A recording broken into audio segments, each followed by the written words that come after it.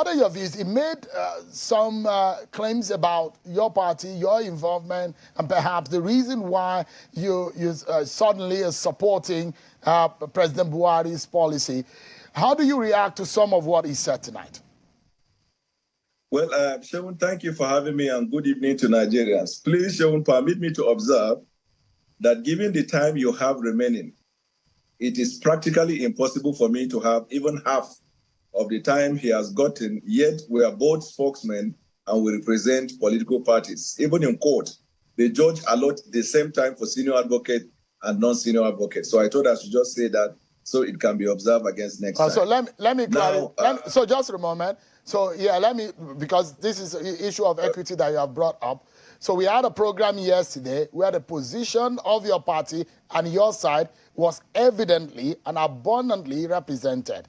And tonight, by the ethics of our profession, we deemed it fit to invite you to speak in any case that will need balance. And that's what we have done. So go ahead. You will have your time to respond to him. Thank you.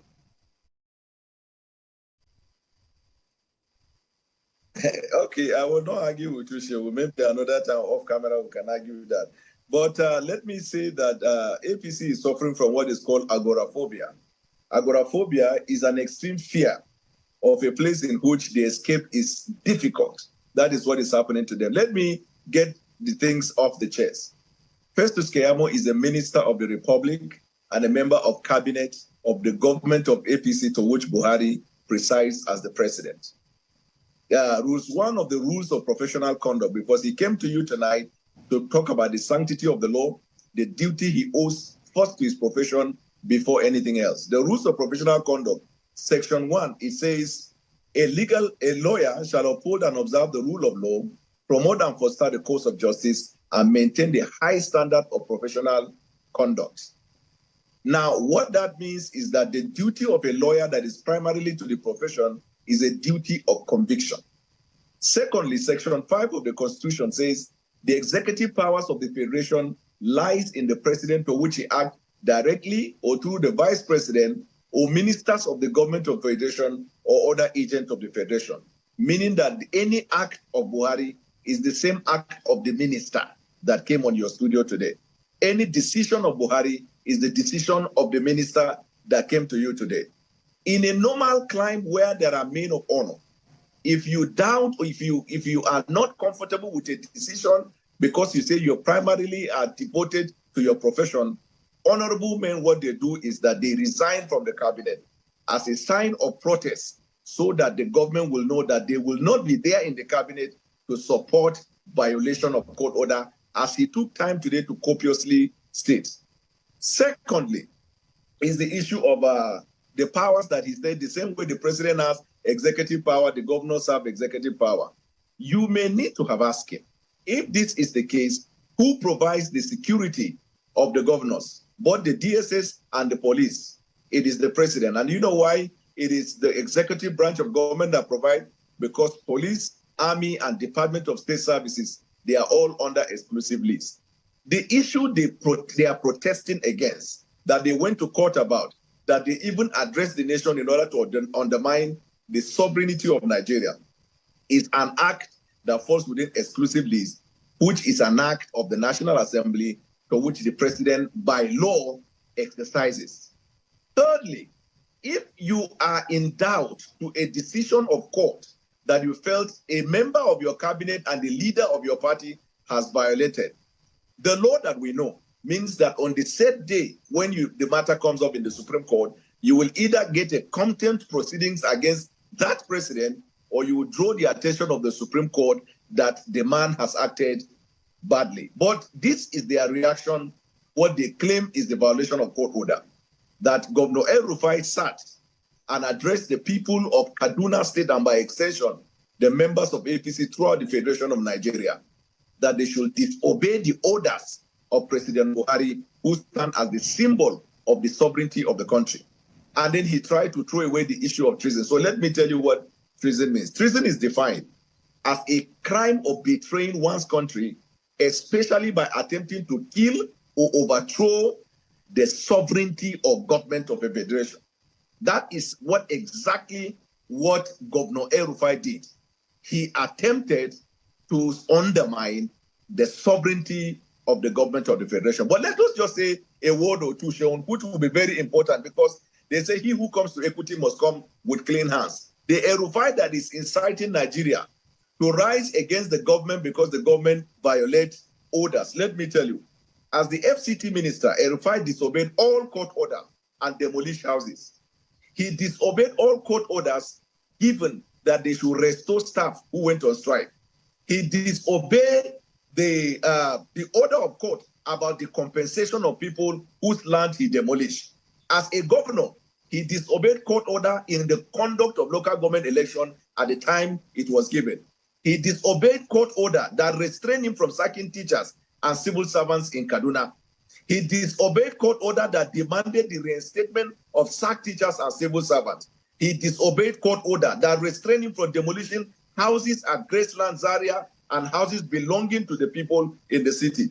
He disobeyed court orders that restrained him from seizing the shops of individuals. He disobeyed court orders that restrained him from seizing shops belonging to traders in Kaduna. He disobeyed court orders that was made in favor of traditional rulers in Kaduna.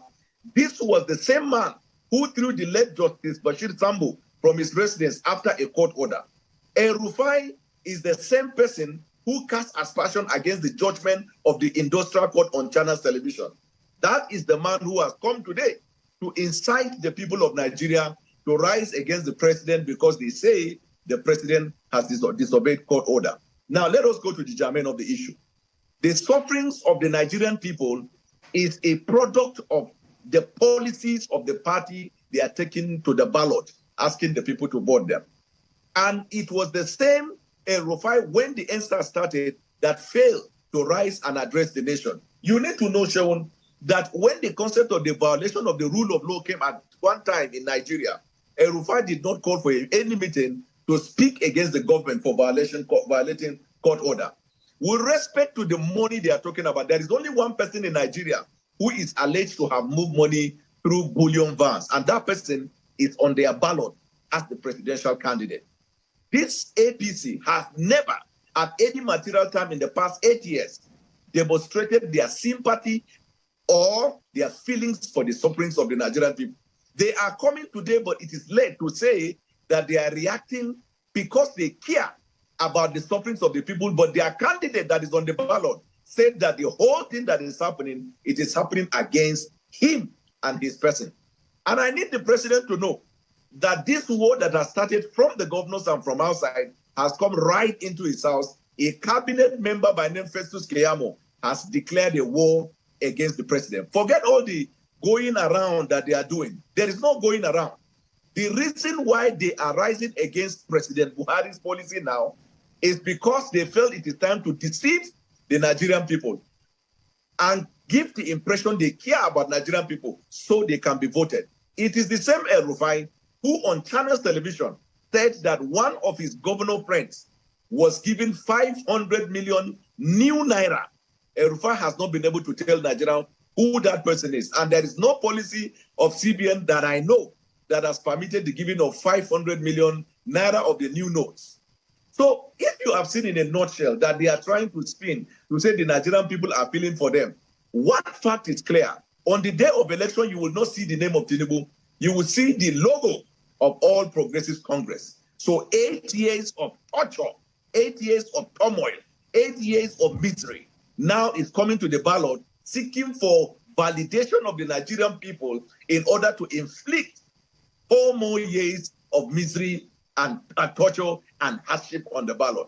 So in a nutshell, I'm trying to say, Sean, if you look at the gamut of everything he has said today, pending on what you will raise afterwards, they are just what we call hubris, lies, attempting to spin what they have caused to the Nigerian people to make it seem like they feel for the Nigerians. Who are the people hoarding the money? Who are the people hiding money here and there? Why is it that this time around, they care so much about Nigeria because of money? In fact, even when the 200 naira was released, they said they were not satisfied. It is 500 and 1,000 that is where their mind is, because what they saved to buy the votes were actually in 500 and in 1,000. How would you describe those in APC will say this new twist of event in relation to the Naira note is perhaps being used by the PDP to their own benefit. How does this benefit the PDP? I am glad tonight, shown by himself with his mouth, he said that Asiwaju Bola Ahmed Tinubu is like a rat, but you don't catch a rat by burning the bush. I'm glad he said it, that Asiwaju Bola Ahmed Tinubu is like a rat. And you know what a rat is? A rat is something that steals in people's houses. Now, Asiwaju is the rat, but don't, in a bid to catch the rat, burn the bush. Now, that is one. Number two, no member of PDP or candidate running for any office under the platform of PDP holds any position in the government of the Federation. Nobody come near it. And nobody from PDP influence policy in the APC as it stands today. But let me put it this way. They don't feel more for the Nigerian people as much as PDP does. That is why PDP went all over this country canvassing their plan to bring these people out of this cage and out of this servitude that APC has placed the people under.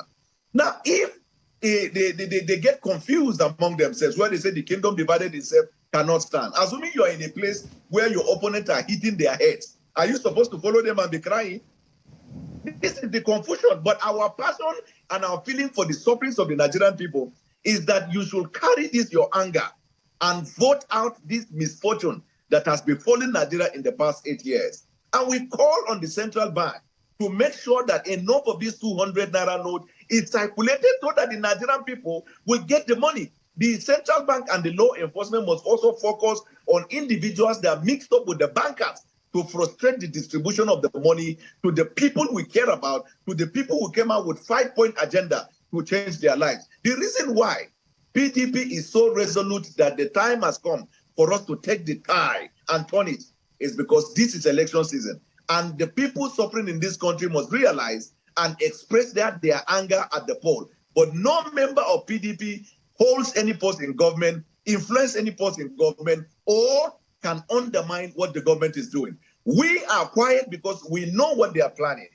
They are taking one by one step so they can stop this election. You know, they are spinning when they say the other people want the election not to be conducted. Check the states that they are inflaming this crisis. They are APC-led states from the state people who believe they can collect power by hook or crook.